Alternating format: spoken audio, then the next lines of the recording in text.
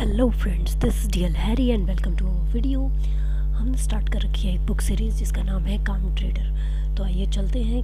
हमने इसके अभी तक 9 पार्ट्स डिस्कस कर लिए हैं, यानी कि 9 लेसन्स अभी हम डिस्कस करेंगे इसमें 10th।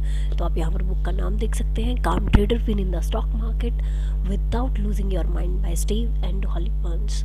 यहाँ पर आप इसके कंटेंट लिस्ट देख सकते हैं। आज हम जिस टॉपिक पर डिस्कस करेंगे वो है एंग्री ट्रेडर ब्रोक ट्रेडर। तो ये हमारा 10वां टॉपिक है। शुरुआत हम कर रहे हैं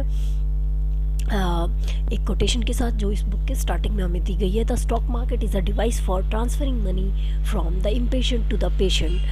वॉरेन बफेट की स्टॉक मार्केट सिर्फ एक डिवाइस है जो पैसे को इम्पेशेंट लोगों से लेकर पेशेंट लोगों को ट्रांसफ़र कर देती है। तो अब हम चलते हैं हमारे टॉपिक की तरफ, एंग्री ट्रेडर ब्रोक ट्रेडर। हर एक लेसन जो है वो एक कोटेशन के साथ शुरू होता है। तो आज का जो हमारा कोटेशन है वो है, if trading or any other job or endeavour is a source of anxiety, fear, frustration, depression or anger, something is wrong even if you are successful in a conventional sense. Jack D Schwager. यानी कि आप कुछ भी कर रहे हो, doesn't matter कि वो ट्रेडिंग ही हो, लेकिन अगर वो आपके लिए एक एंग्जाइटी, फियर, फ्रस्ट्रेशन, डिप्रेशन या गुस्से का कारण बना हुआ है तो कुछ गलत है। अगर आप उसमें सक्सेसफुल भी हैं तो भी एक सेंस में आप उसमें सक्सेसफुल नहीं है। तो आप देख लीजिए कि आप जो भी कर रहे हैं वो इन सब का कारण तो आपके लिए नहीं बन रहा, यानी कि आप उसको करने में खुश तो हैं। Anger and trading. अब हमें ये देखना है कि जो हेडिंग है हमारी एंग्री ट्रेडर ब्रोक ट्रेडर की, एंगर हमारी ट्रेडिंग को कैसे इम्पेक्ट करता है। तो यहाँ पर जो डिस्कस किया गया है इस पूरे चैप्टर में वो है व्हाट इज़ मार्केट। मार्केट क्या है बेसिकली, मीन्स हमारा जो बिहेवियर है, हमारे जो इमोशंस है, हमारा जो नेचर है, वही हम मार्केट में रिप्रेजेंट करते हैं। मान लीजिए अगर आप ज़्यादातर गुस्से हैं या गुस्सा रहते हैं तो मार्केट में आप, मार्केट जैसे ही आपके अपोजिट डायरेक्शन में जाएगी, आपका ऐसे हिट होने वाला होगा, आप गुस्से में आ जाएंगे। अगर आपको बहुत ज़्यादा डर लगता है तो सेम मार्केट में भी यही होगा। जैसे ही आप ट्रेड करने लगेंगे और मार्केट आपके अगेंस्ट जाने लगेगी, आप डर जाएंगे, या तो आप डर के मारे ट्रेड ही नहीं डालेंगे। तो मार्केट में हम सिर्फ अपना बिहेवियर या अपना नेचर उसी को रिप्रेजेंट करते हैं। नेक्स्ट है पनिशमेंट और reward based on our decision.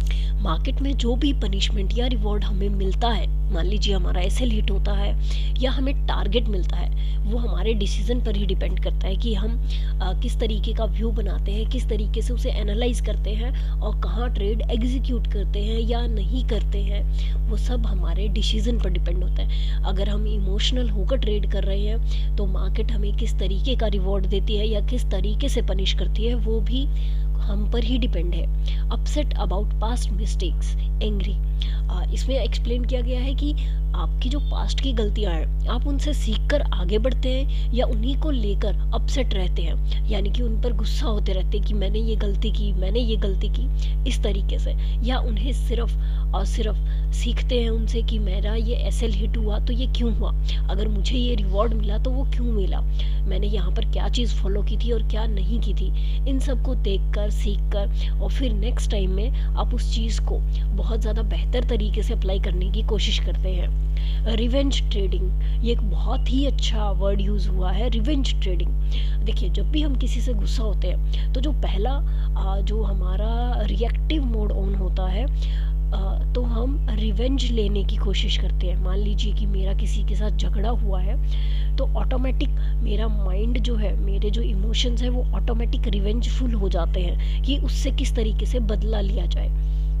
Because anger में हमारा जो फर्स्ट हमारे पास जो चीज़ आती है या थॉट्स आते हैं वो रिवेंजफुल ही होते हैं। तो हम अगर हमारा एसएल हिट हो गया है या कुछ भी नेगेटिव हुआ है तो आपको सिर्फ यही देखना है कि क्या आप नेक्स्ट जो ट्रेड लेने वाले हैं वो रिवेंजफुल तो नहीं है।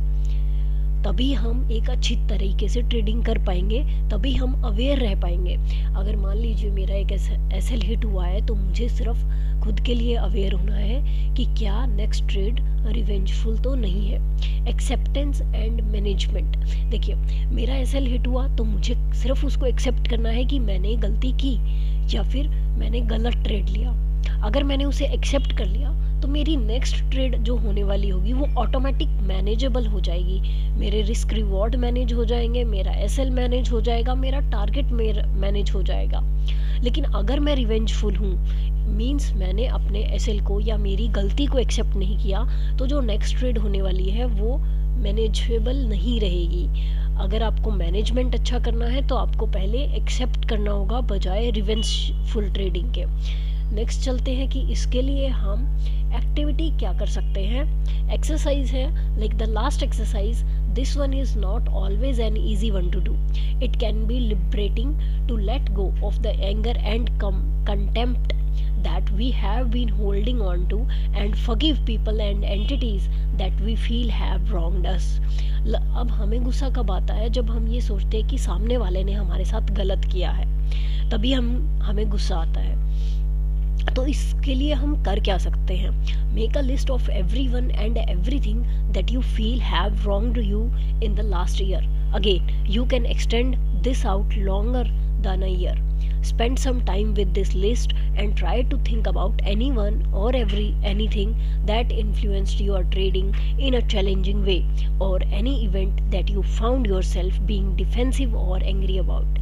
यानी कि आपको करना क्या है? आपको लगता है कि किसी ने भी या कोई भी चीज़ आपके साथ गलत हुई है लास्ट एक ईयर में, आपको उस पूरी हर एक सिचुएशन की लिस्ट बनानी है। बिकॉज हमें अक्सर याद रहता है कि हमारे साथ क्या गलत हुआ है और हम उसी को रिपीट करते रहते हैं, या कहूँ कि हम उसे ढोते रहते हैं। तो आपको सिर्फ उसकी एक लिस्ट बनानी है, उस लिस्ट के साथ टाइम स्पेंड करना है और देखना है कि किस तरीके से वो आपकी ट्रेडिंग को इन्फ्लुएंस कर रही है। आप कितनी बार एंग्री होकर या रिवेंजफुल होकर ट्रेड करते हैं, और किस तरीके से आप डिफेंसिव मोड में आ जाते हैं, किस तरीके से वो आपके लिए चैलेंज बना हुआ है, और किस चीज़ के लिए आप बहुत ज़्यादा एंग्री हैं, उन सबको रिमाइंड करना है।